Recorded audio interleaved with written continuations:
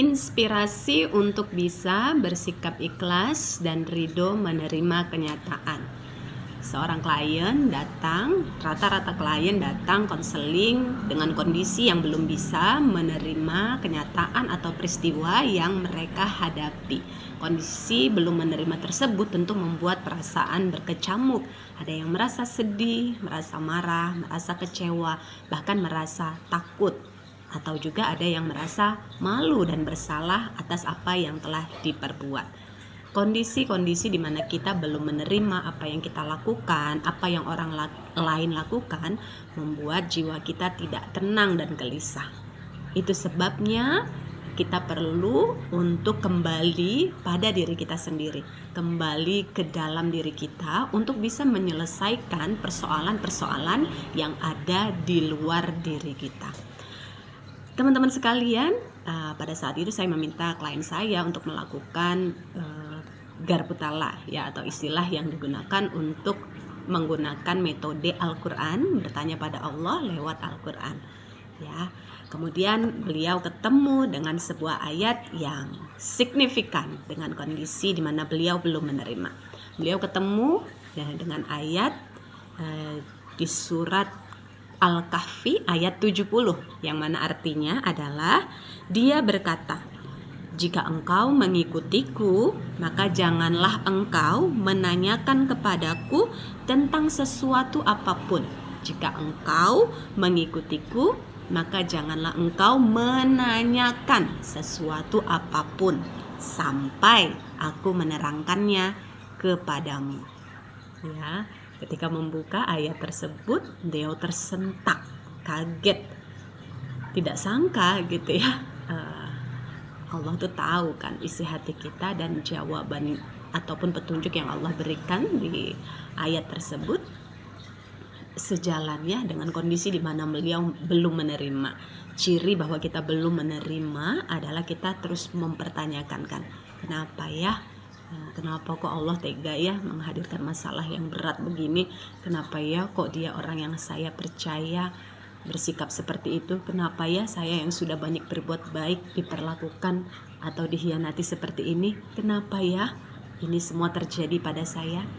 Nah, pertanyaan-pertanyaan tersebut tidak akan pernah menemukan jawaban yang memuaskan sampai kemudian kita bisa menerima. Itu sebabnya Allah berfirman, jangan menanyakan apapun.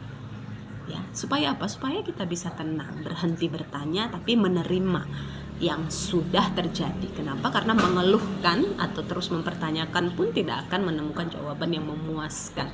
Sampai akhirnya kita bisa menerima, oke, itu sudah terjadi, itu sudah menjadi ketetapan Allah, saya terima, saya ikhlas, saya ridho.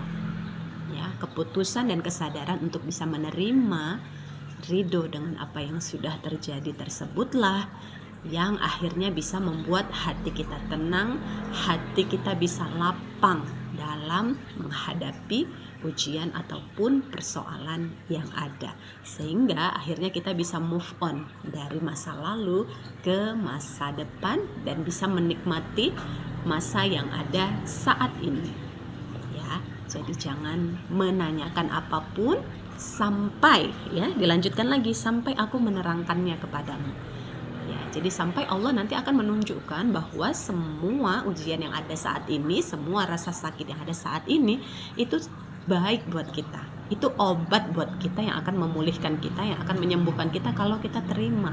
Gitu ya. Sampai nanti Allah akan menerangkan atau menunjukkan kuasanya pada kita bahwa di balik semua kesulitan ini banyak kemudahan, kebahagiaan, dan anugerah yang juga akan datang menyertai kehidupan kita. Maka sekarang jangan pertanyakan, terima aja, ya. Kemudian dilanjutkan lagi ya di Quran surat Al-Anbiya, ya, Quran surat ke-21, surat Al-Anbiya ayat ke-23.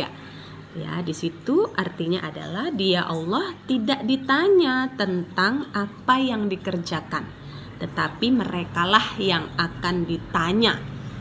Sekali lagi ya, dia Allah tidak ditanya tentang apa yang dikerjakan, tetapi merekalah yang akan ditanya. Maknanya adalah Nggak perlu mempertanyakan kenapa Allah menguji kita, nggak perlu mempertanyakan kenapa Allah menghadirkan masalah, anugerah, ujian, apapun itu kondisi ke dalam hidup kita. Jangan pertanyakan Allah gitu loh. Karena yang sesungguhnya perlu ditanyai itu atau yang akan ditanyai itu adalah diri kita sendiri. Ya, jadi nggak usah tanyain Allah, nggak usah pertanyakan why God, why gitu loh. Karena yang akan ditanyai nanti adalah diri kita. Ya, bagaimana respon kita ketika Allah uji kita? Bagaimana sikap kita ketika ada orang yang menyakiti kita? Bagaimana respon kita? Marah? Ya, berbuat lebih parah dari orang yang berbuat salah pada kita, membalas, ya, dendam. Apa bedanya gitu ya? Kalau sikap yang kita tunjukkan, pilihan respon kita sama aja dengan orang yang melakukan kesalahan pada kita, bahkan lebih parah, ya kan?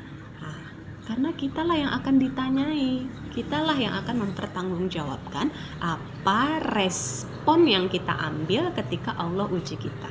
Jangan pertanyakan Allahnya, tapi pertanyakan diri kita sendiri. Bagaimana respon kita ketika Allah uji kita? Apakah kita sabar? Apakah kita mampu mengelola amarah kita sehingga tidak jadi bersikap marah yang akan membuat kita juga berbuat salah, gitu kan? Apakah kita bersikap penuh cinta, penuh kasih dengan memaafkan orang yang sudah menyakiti kita, bahkan mendoakan kebaikan buat mereka, diampuni segala kesalahan mereka? Bagaimana respon kita? Ya. Nah, teman-teman sekalian, kesadaran ini perlu kita munculkan di dalam hati, dalam pikiran, dalam diri kita, sehingga ketika meskipun ada ujian, baik itu dari orang terdekat ataupun orang yang kita sayang, keluarga sekalipun, kita bisa tetap bersikap tenang, bersikap lapang, bisa ridho menerimanya, dan tetap menunjukkan sikap yang penuh kasih sayang.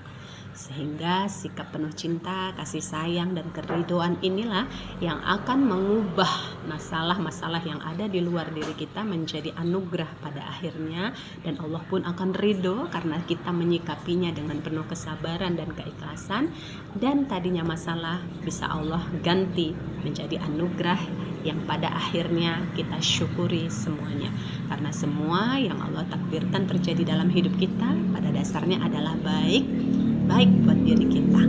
Maka ikhlas, ridho menerima menjadi kunci untuk kita bisa lapang dalam menghadapi apapun ujian yang Allah hadirkan. Semoga dimudahkan, ya, yakin bahwa Allah tidak akan menguji kita melewati batas kemampuan kita. Allah pasti sudah mempersiapkan diri kita, maka hadapi dengan tenang dan berserah terus kepadanya. Insya Allah diberikan jalan keluar yang terbaik.